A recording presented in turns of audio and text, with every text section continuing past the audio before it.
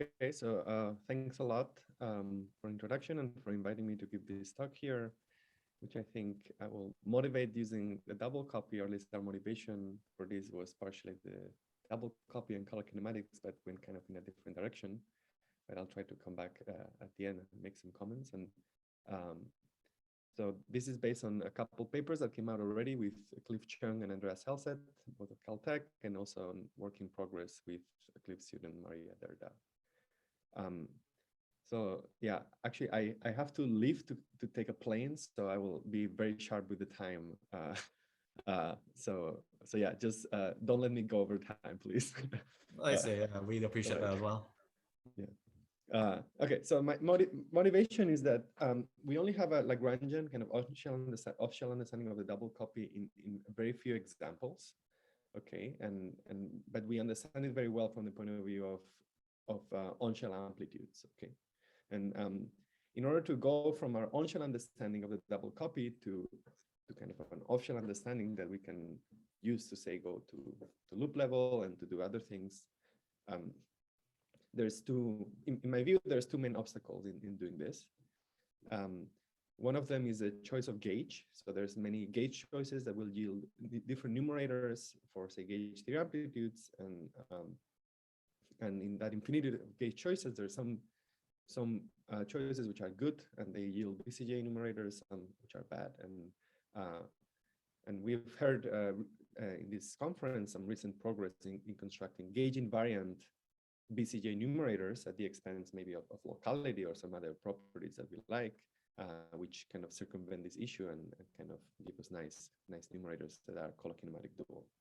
Okay, but in this talk I want to address the other obstacle, which is that in addition to choosing a gauge, we can do a change of coordinates. We can chase different fields in our path integral, and there's again a huge freedom in choosing a field basis, which will also affect the Feynman rules and the numerators, and we wanted to understand a little bit better what is that freedom precisely, and how to in the same way that you can build numerators in terms of field strength, if there is any choice of field basis or any way to think about field redefinitions that makes amplitudes also invariant or covariant. Okay, and so for this talk, we'll try to understand this later point, how to encode amplitudes in some way which plays nicely with field redefinitions, and we'll leave the application to the double copy for the future because we haven't addressed it yet. But this is just to say that our motivation was from the double copy, or at least partially. Okay, so this is the outline of my talk. First, I'm going to tell you a little bit about a geometric picture for scalar field theories, which is kind of old and well known, and then we'll generalize that to more general theories and more general kinds of field redefinitions, and this is what we call geometry-kinematics duality, and you'll see why we called it this. So this is something that has kind of a double copy-like flavor, even though it's more general and hence less powerful than the double copy. It is kind of generic, and then we'll see an application of this, which is that it gives a unified picture for understanding soft theorems in a large class of theories. Okay. So before I move on, is there any question about the motivation or this outline? Okay, so let me get started. So let me tell you about the geometry of scalar field theories, and this is going to be uncharacteristic for a amplitudes conference, but we're going to talk about Lagrangians. And the idea is that, okay, when we have a scalar field theory, we have some field, which is the map from space-time to some target spaces, to some manifold sigma. And this suggests a certain way of organizing our couplings in our theory. So for instance, we can bundle all of the two derivative couplings in, I think my pointer has disappeared. But anyway, okay, so there's this Gij tensor in this Lagrangian, and that encodes all of the two derivative couplings. So if we expand, say, this in a power series, we will find an infinite number of derivatives, which would be everything that has two derivatives on the field and any power of this scalar field phi. Okay, and similarly, we can encode the potential, which is a scalar function, some quartic four derivative coupling, again, some lambda ijkl, which is a function of the scalar field, and then derivatives acting on the others. And this is useful because it gives an organizing principle for thinking about field redefinitions. So let's think first about a simple kind of field redefinitions, which will be just a change of coordinates in this target space manifold. So this is taking our scalar field phi and just writing it as a function of another scalar field phi prime. Okay. And so why is this useful? Okay, let's think about how the derivative of the field transforms. And just by using the chain rule, we see that the derivative of the field transforms as a vector, as a one form in the target space. Okay. And that means that actually, if we require that the form of the Lagrangian is left unchanged under these field redefinitions, we learn that most couplings are tensors in this field space, or that they transform as tensors under this change of coordinates. An example is this coefficient of the two derivative terms, which includes a kinetic term. So, okay, this thing has to be symmetric, which is obvious from the expression, and non-degenerate, and then it transforms in the way I wrote below, and hence we learned that it's basically a symmetry. It's basically a metric on the target space. Okay, none of this is new. This is an old story, but let's think about amplitudes in this context. And in order to do that, we need to relate these fields to some sort of asymptotic states and ask the question of on which vacuum are we scattering. And from the point of view of this scalar field, we just define amplitude, but first expanding around some vacuum expectation value of this scalar field, which I call V. And then there's some fluctuation, which is little phi. Okay. And our amplitudes, it's very well known that they do not depend on the field basis. Okay. So we need to connect these fields somehow to the asymptotic states, which depend on momenta and maybe some flavor index for these scalar fields, which is what enters a scattering amplitude, which is just an overlap of these states. And we learn when we compute this overlap that actually the amplitudes do not depend on a field basis, but they depend on a choice of an orthonormal frame on the tangent space of our field space. Okay, so this overlap between the one particle state and the state created by the field in the vacuum is just a tetrad or a field bind in general times the usual plane wave. Okay. And because again the amplitudes are field redefinition invariant, they must be a function of geometric invariance. And this, maybe it's not obvious because we've written our Lagrangian in terms of this metric, for instance, which transforms certain way under changes of coordinates. But eventually the amplitudes have to depend on things like the curvature of the target space at the point where we are expanding at the vacuum, or derivatives of the curvature. Let's make this concrete so that it doesn't look so abstract. So let's look at some amplitudes. So these are the 4, 5, and 6 point amplitudes in the two derivative theory. So this is a theory where I only have two derivative terms, Vij, del phi I, del phi j. And if you just compute the amplitudes, having in mind that you're organizing all of these couplings in terms of a metric, then this is the answer. So for instance, we see that the 4 point amplitude is directly related to the curvature of the target space, and the amplitudes have tangent space indices, because I told you that they have these little indices I, which we label some choice of orthonormal frame in the target space. Okay, so this is some interesting expressions. So 4 and 5 point amplitudes are local. 6 point amplitude, we have a factorization pole. There are no 3 point amplitudes in the massless theory. And as I promised, the amplitudes are a function of geometric invariance evaluated at the point V, at the vacuum that we were studying. Okay.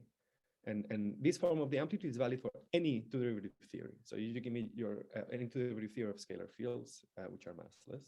And if you give me your favorite theory, then I can just compute, package it in this form, see what the metric is. I can compute this curvature invariance, plug them in, and I will find the amplitude. So for instance, an example of this is a nonlinear signal model for a coset. And in this case, the curvature tensor is just some contraction of the structure constants of my symmetry. And the 5 point amplitude will actually be 0. And if you compute it, it's 0 because only even derivatives of the curvature I can write in terms of structure constants. Okay, so this is a useful way of organizing amplitudes into derivative theories, or generally in scalar theories, which makes field redefinition invariants manifest, maybe at the expense of something else. For instance, for the nonlinear signal model, it's not completely obvious from this expression why there's a G and an H symmetry. But we have manifest field redefinition invariants, which is what we want. Any questions about this?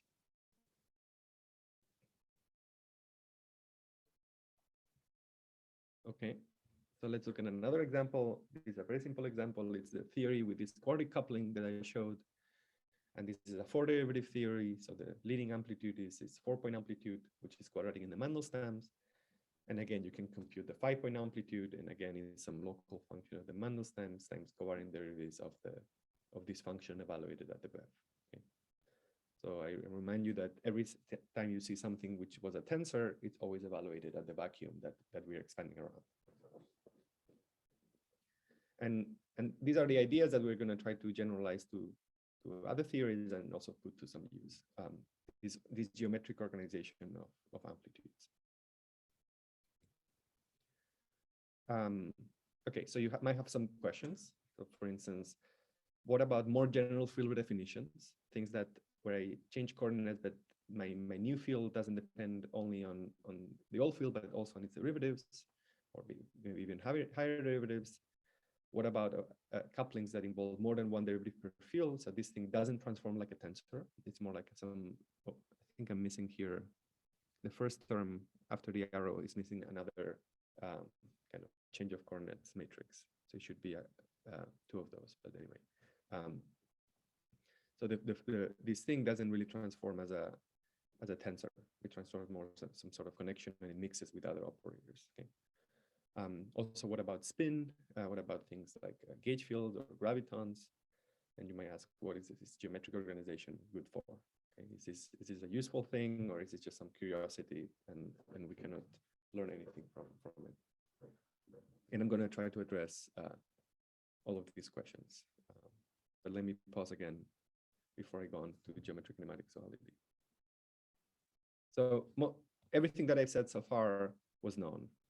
All of this is a well-known story, which goes back to the 80s, essentially, even though it's hasn't been widely appreciated in the amplitudes community until recently. Okay, so let me tell you about geometry-kinematics duality.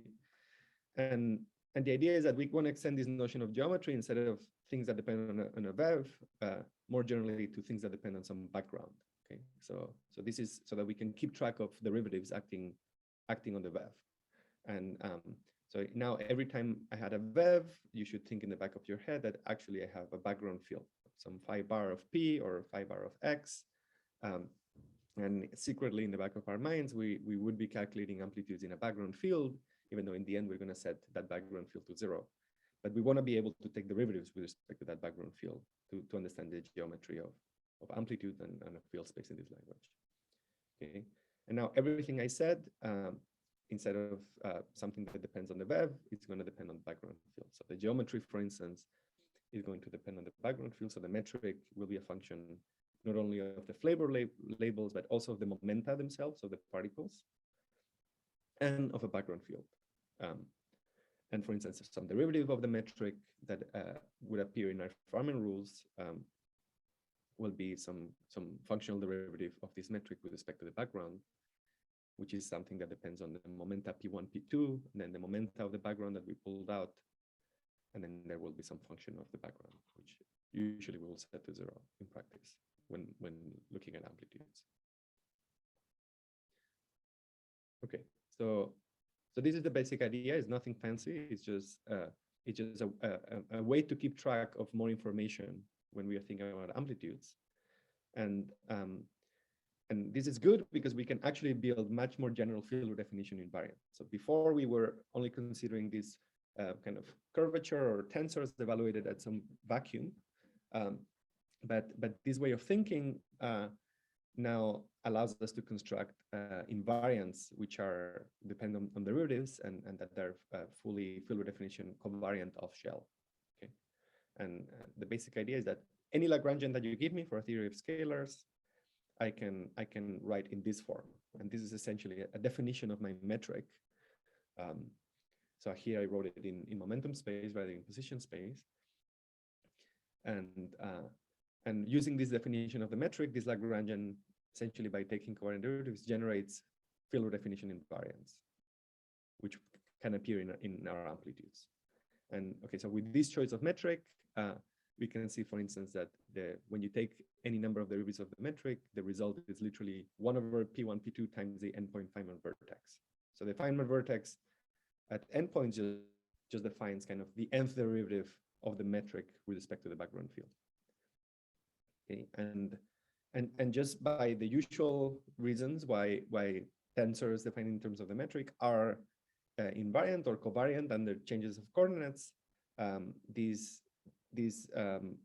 any curvature invariant or derivative of curvature invariant that we might build in terms of this metric is going to be also covariant under general field redefinitions, not only changes of coordinates, but also things that look like this, that look like the first equation in this slide. Okay, and this one can check explicitly that those things leave invariants such as the curvature. So the curvature you would write in terms of derivatives of the Christoffel connection, and then the square of the Christoffel connection, which you can write in terms of derivatives of the metric. And if you use the metric that I defined, just by declaring that the Lagrangian has this form, you will find that this curvature invariant is transforms nicely under these field redefinitions. Okay, so this is a bit abstract. Let me show you some examples of what these curvature invariants look like for theories that we all know and love. Okay, so okay, first of all, for the two derivative theory that I showed you earlier, of course, this reproduces the usual invariant. So there's no difference between the covariant derivative and the ordinary derivative, and we learned what we already knew. But for instance, now we can even encode the theory with the potential interactions in this language. And because we have to package it in terms of this metric that is proportional to P1, P2, this will generate some non-local curvature invariants. And this is what it looks like at 4 points, for instance. So this depends now on the momenta of the 4 particles. Here I'm having just a theory with one flavor for simplicity. And we have that there's kind of a double pole that depends on the 3-point coupling squared, and a single pole that depends on the 4-point coupling squared, plus some function of the backgrounds, which I will set to 0 when I plug this in amplitudes. And similarly for dBi, the curvature invariant is just t minus u. And for the special Galilean, it's t squared minus u squared. And more generally, for these theories that are defined in terms of this soft weight rho, it's given by t to the rho minus u to the rho. Okay, so these are all familiar theories, and I'm claiming that this is some useful definition of this curvature invariant. And you can check that this satisfies all of the identities that you might expect. So for instance, these objects have the symmetries of a Riemann tensor. So the Riemann tensor is antisymmetric, and the exchange of the first 2 indices or the last 2 indices, which you can check because this precisely exchanges t and u. And also if you switch the first 2 indices and the last 2 indices, it's symmetric, and indeed that just doesn't change anything. So indeed this has the symmetry of the Riemann tensor, and you're welcome to check that it satisfies, for instance, the first Bianchi identity, which I wrote at the bottom here. And if you compute now the derivative of the Riemann curve of this Riemann tensor, you can also check that the corresponding object, which I didn't write here, satisfies the second Bianchi identity. So these are consistent objects that look exactly like curvature invariants, and but now they depend on kinematics, which is why we talk about geometry-kinematics duality. And this is embodied even more, even better by the fact that we can plug these invariants into amplitudes, and we do get the right amplitudes for the theory. So as an example, I showed you earlier that the 4-point amplitude for the 2 derivative theory, which is only dependent on a metric evaluated at some vacuum expectation value, was the simple expression here. It was linear in the Mandelstam's times some curvature. So if you now take the curvature invariants that I showed you in the previous slide, and you plug them into this formula, you will find that indeed you reproduce the right amplitudes for, say, the theory of a potential interaction or DBI. So you will see that, for instance, all of these double poles for the curvature for a theory with a potential will cancel, and then the single poles in the V4 will cancel, and you will get the usual expression for the amplitude, which just has exchange of three-point exchanges and a four-point contact. And similarly for DBI. Okay, and okay, so we've achieved our goal, which is to write amplitudes in a way which is manifestly field redefinition invariant, but we have learned that this comes at the expense of locality, which is not manifest, because now our curvature invariants depend on kinematic variables, and they can depend on them in a non-local way, as was the example of this potential interaction. So in this formula on the top, we don't see the factorization poles of the theory with a potential, but when you plug it in, it's there. Okay? And this is what we call geometry-kinematics duality, because you can just take the amplitudes in the sigma model kind of scalar theory of two-derivative theory of scalars with some target space, and then you can replace the geometric factors we dependent on the web by these kinematic dependent geometric invariants, which are defined for like any scalar theory. Okay, let me pause here and see if there are any questions.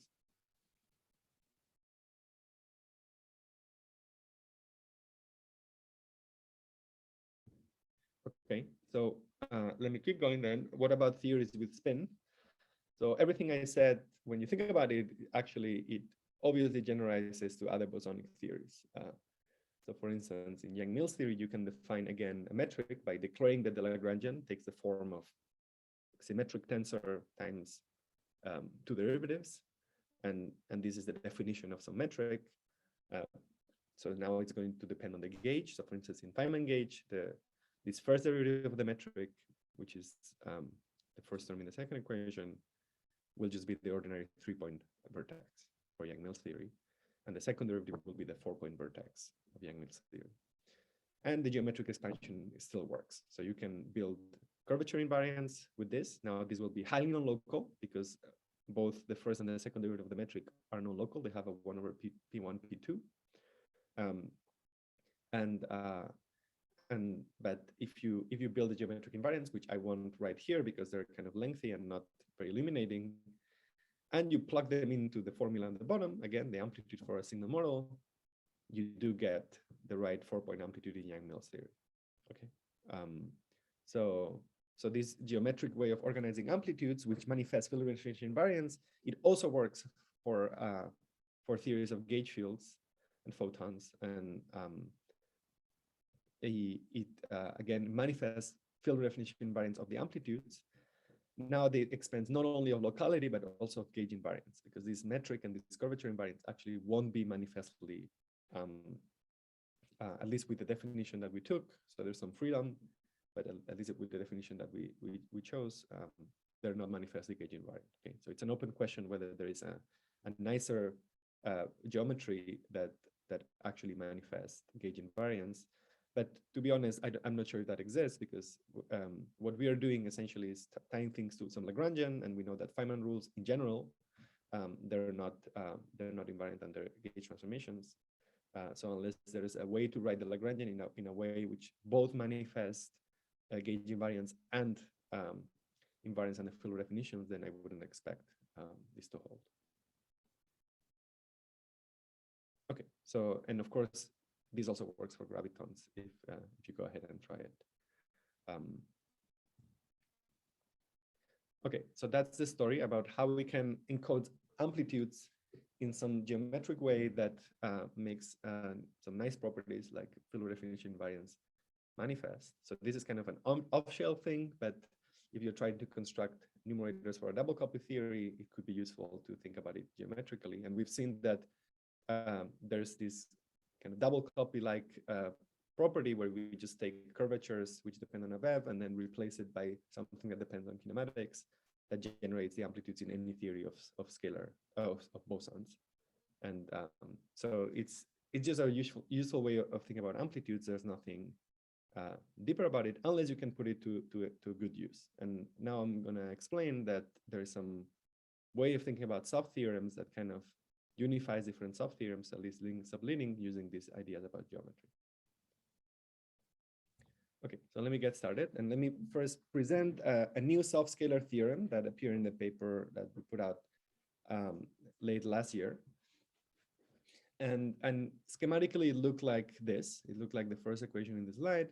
So if we take the soft limit of an n+1 point amplitude, and we take the soft limit of a massless scalar, the result is the right-hand side, which is the covariant derivative of the n point amplitude with respect to the VEV, plus something that looks like something with a pole, and that has the covariant derivative of the mass squared. So the covariant derivative of the mass squared of whatever state we have is just the 3-point vertex, the 3-point potential vertex. Okay. And the way to think about this is the right intuition. So soft massless scalar is equivalent to a shift of the VEV. And naively, you would expect that then the soft limit of an amplitude is just the derivative of another amplitude. However, this intuition has to be corrected slightly when you have massive particles around, because a shift of the VEV will not preserve the on-shell condition.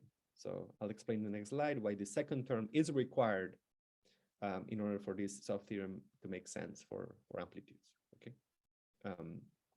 but this is a general form, so you can think of the first term as just taking the derivative that tells me that the amplitude has shifted infinitesimally in its vacuum expectation value, and then the second term just makes sure that I remain on shell.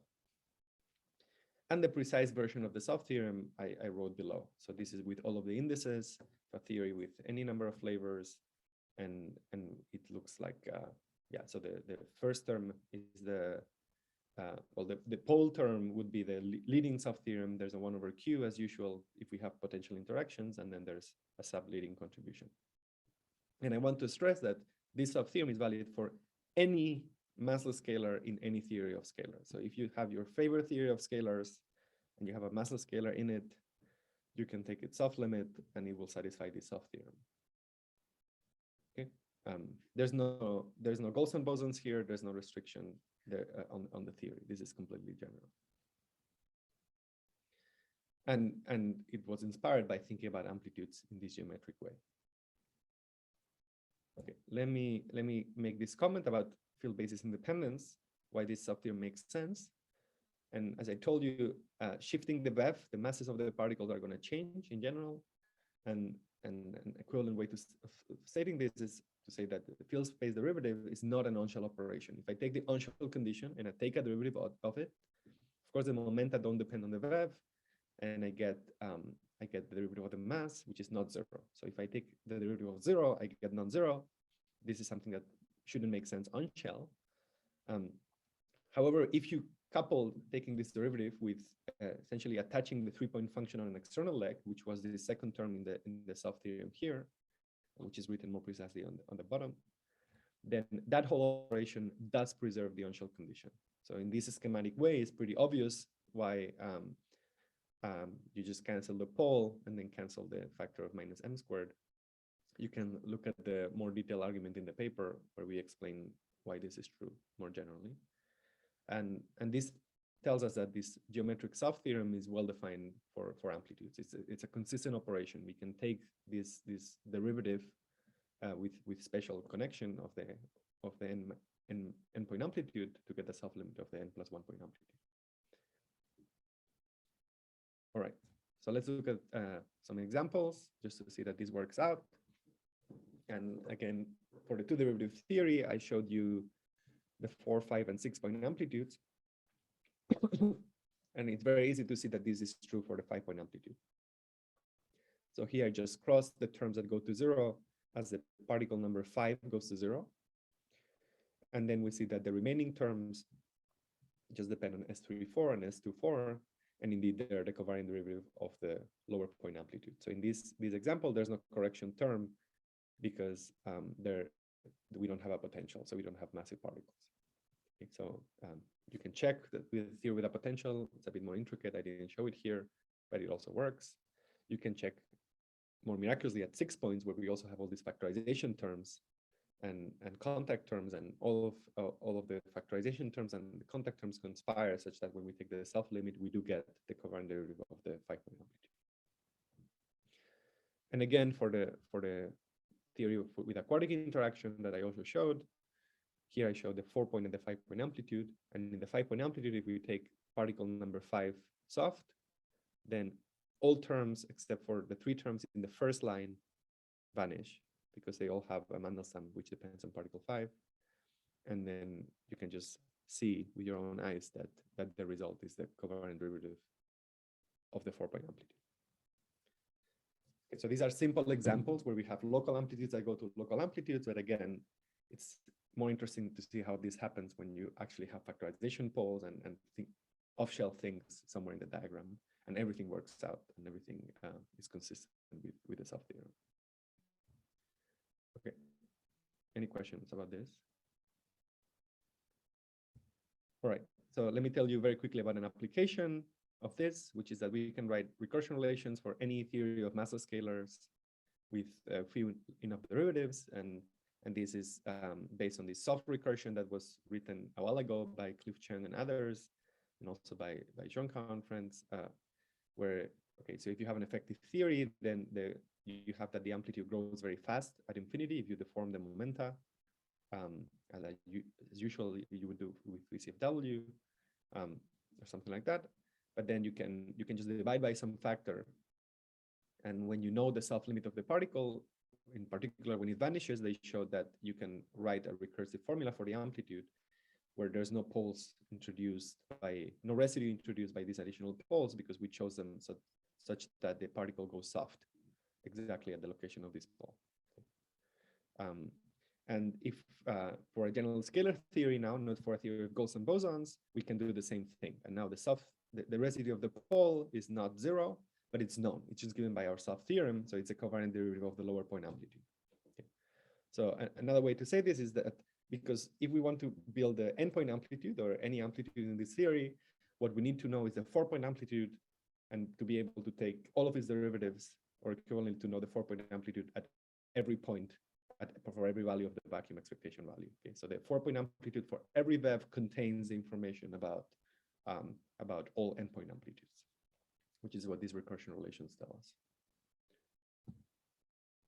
Okay, so another cute thing is that that you can take double self-limits, and okay, so there's 2 ways of telling them of taking them, but both of them measure the same thing, which is the curvature of your field space. So for a general theory, the amplitudes depend on more things than the curvature, but if one takes the commutator of the self-limits, one will also find the commutator of the covariant derivatives, which is the curvature. So the easiest way to measure the curvature of your field space is to take, say, the 6-point amplitude, take the self-limits in 2 different directions consecutively, and then you can extract the curvature.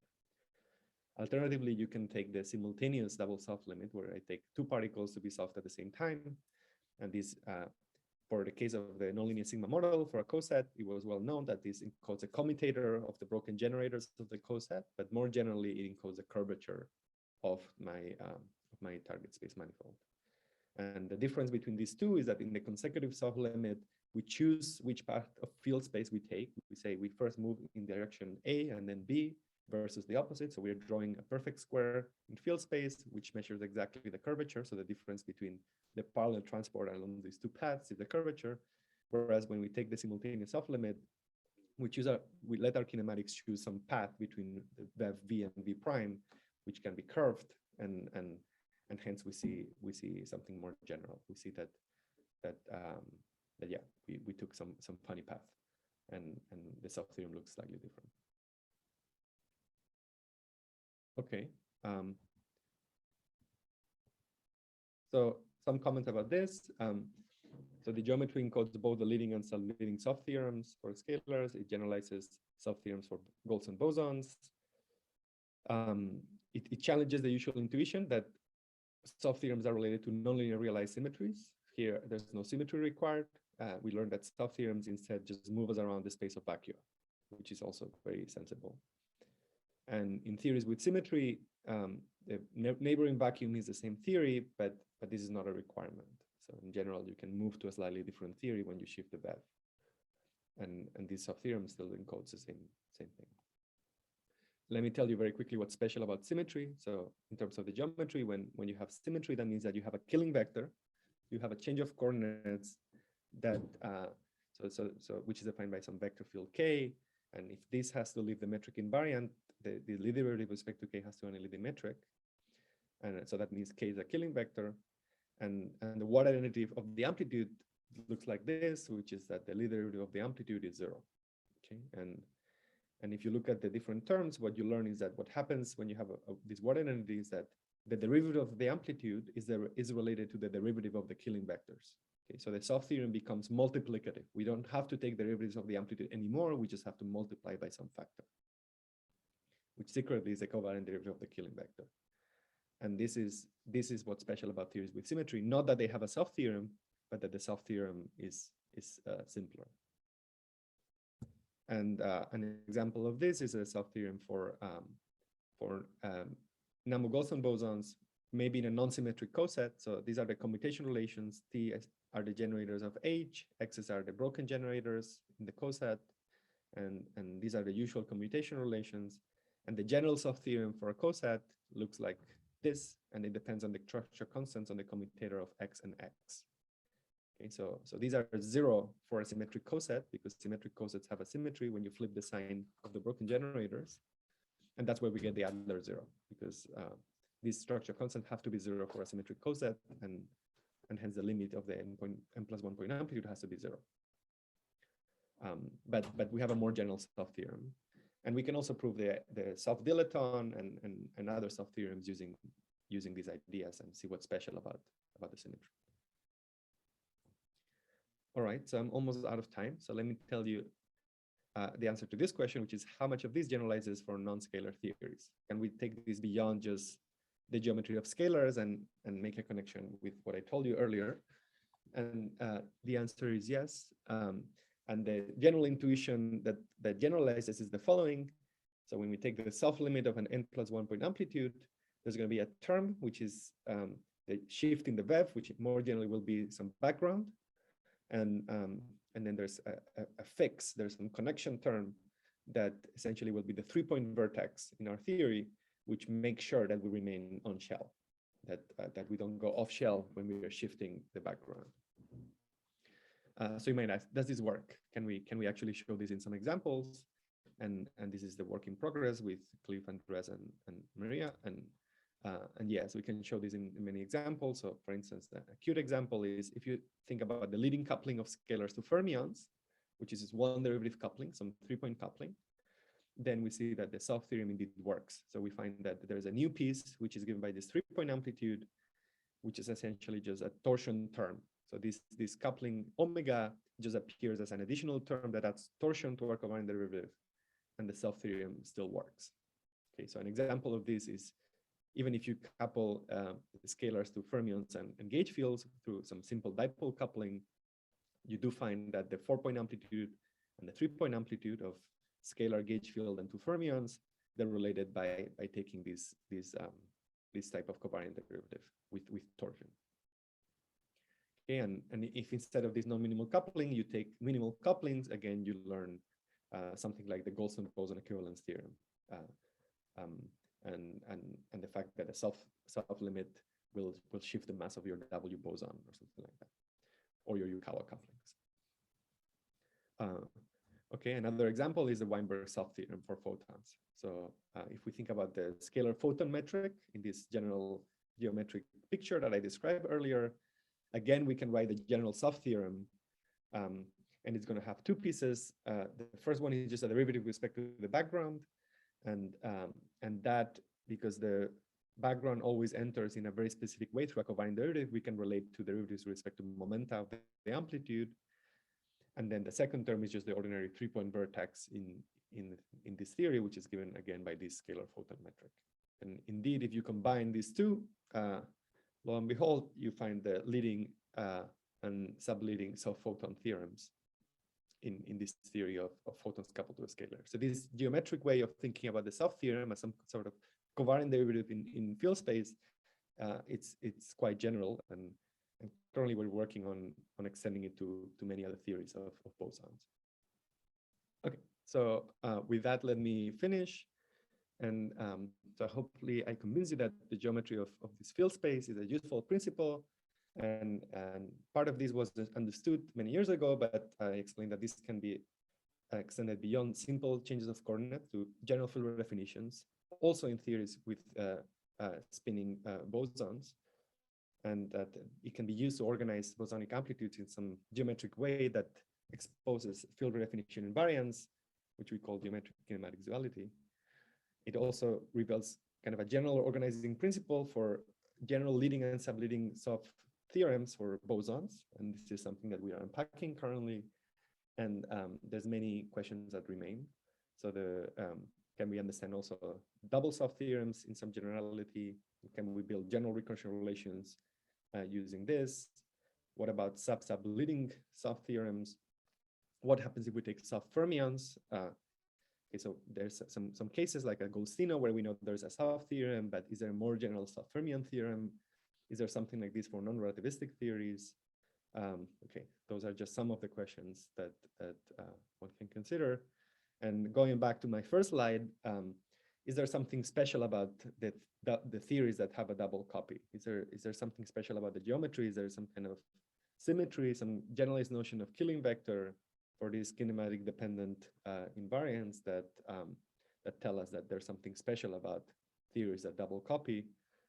I don't know the answer to that question, but that's how we started, and I guess we're back at that stage with a better understanding of how to organize things. And I think with that, I will finish. And yeah, thanks a lot. Thank you very much for your talk. Do we have any questions from the audience?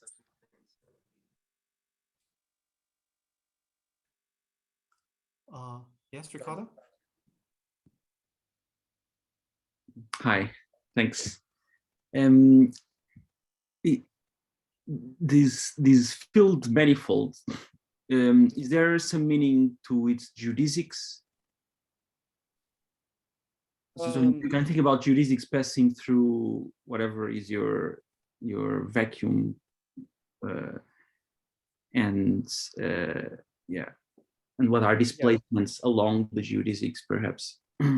Yeah, well, I guess it's a similar question, maybe. I mean, to the symmetries. What happens if you follow the?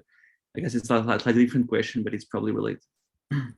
Yeah. So I think what the way that geodesics would appear is that if you write the equation of motion for the general sigma model, so this is without field dependent anything, then what you find is that the equation of motion for this two-derivative theory is the geodesic equation. So if you were going to do something like Barron's-Gill recursion, effectively that would be like solving perturbatively the geodesic equation. And so I would expect that geodesics basically in code are like the generating functions of tree diagrams more generally. But I haven't tried this in the more complicated case where my invariants also depend on background fields or on derivatives of things. But that would be my expectation, that somehow geodesics are related to Barron's-Gill recursion. Yeah.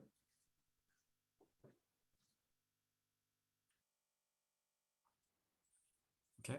Do you have any other questions in the audience? I was curious if you think that this can be extended to theories with massive particles. Well, the soft theorem story, you can have massive particles in your theory.